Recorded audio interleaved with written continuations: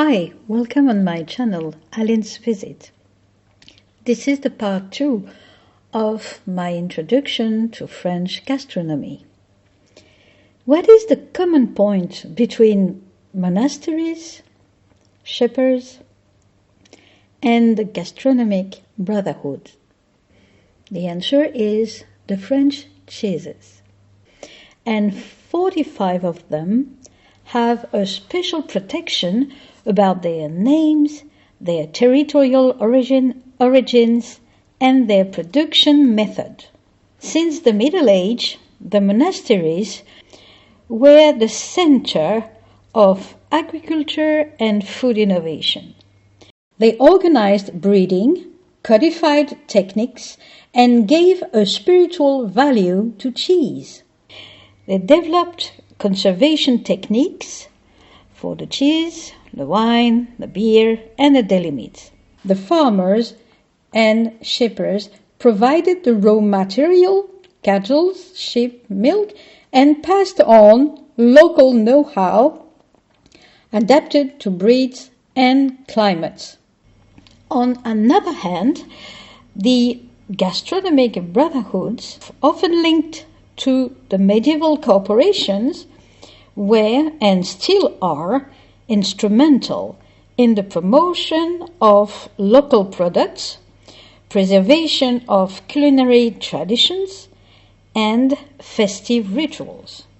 We begin our journey in the mountains of Aveyron, where sheep milk contributes to the creation of the Roquefort. The cellars of Roquefort-sur-Soulzon, damp and cool, house the cheese wheels pierced with blue. King Francis I, famous for his good fork, is said to have tasted Roquefort from a young age and appreciated it for its strong flavor. Since the 19th century, brotherhoods such as the Ambassador of Roquefort have been organizing induction and celebration around the cheese.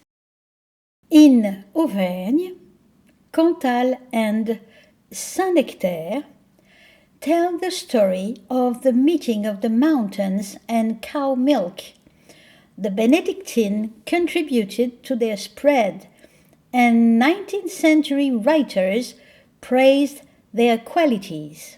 Further north, in the Jura and Franche-Comté region, the cows, Montbéliard et Tarines, offer their milk to the Comté and the Beaufort. There, the manufacture of wheels of cheese is a collective art, inherited from peasant fruit growers and mountain cooperatives. Some valleys celebrate the blessing of the herds, a living ceremony that combines terroir, faith, and gastronomy. And who hasn't heard of reblochon, a cheese invented by the cunning of Savoyard farmers to deceive collectors? Further west, in Burgundy, the Despoisses explode with its powerful fragrance. Voltaire would have ironically commented on its olfactory power. The softer blue Fourme d'Ambert and Fourme de Montbrison were produced by the monks of the local abbeys and offered at regional banquets.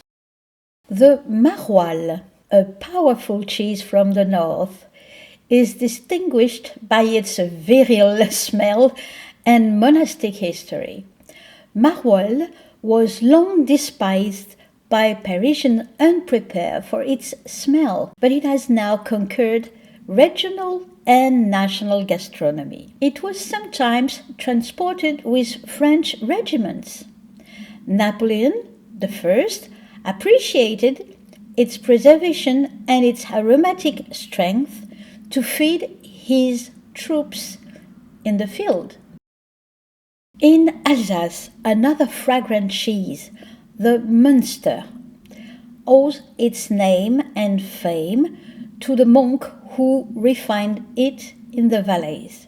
It is said that Louis XV himself was astonished by the smell, but was seduced by its flavor. The friends of Munster Brotherhood perpetuate this heritage, while the cellars keep the secret of maturation, the living memory of the summer pastures.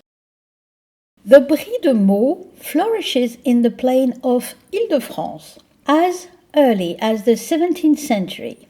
Louis XIV made it a royal cheese, appreciated during the greatest banquets at Versailles. Langres and Brie were present at rural festivals and royal banquets. The Brotherhood of Brie de Meaux still organize induction and competition.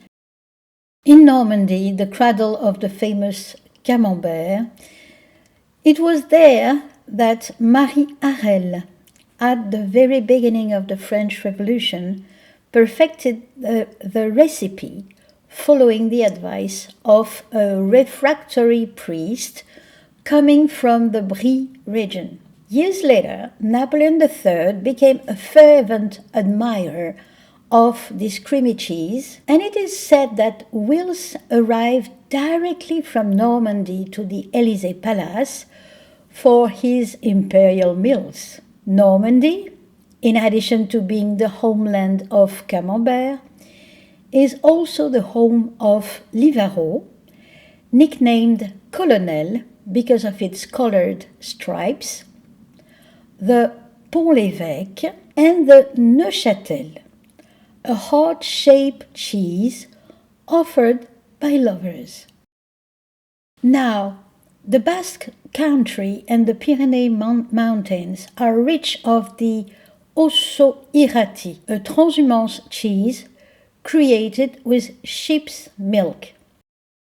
In Poitou and Berry region, le chabichou, the crottin, the Pouligny Saint-Pierre tell stories of priories, markets, and village offerings. The magic of the Saint-Maur, with its distinctive straw, is going back to the period of the invasion of the Moors during the Middle Age.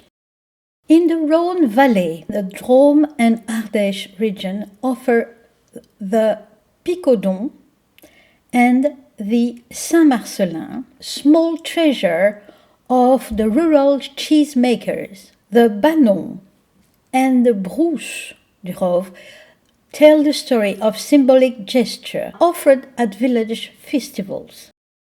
In Corsica, broccio is made fresh always, essentially for the Easter holidays. Finally, the Alps Mountains and Savoie region preserve the memory of the Tome de Savoie, the Abondance, and the Bleu de Termignon, small mountain wonders often blessed during transhumance or herd festivals. This is how the Friends of AOP cheeses goes. Each region, each valley, each animal, and each brotherhood present us its treasure and tell us a story. If you have any question about French gastronomy heritage, please leave me a comment, give me a thumbs up, and see you next time. As always, you can contact me when you are coming to France. I will be pleased to let you know more about French gastronomy and history.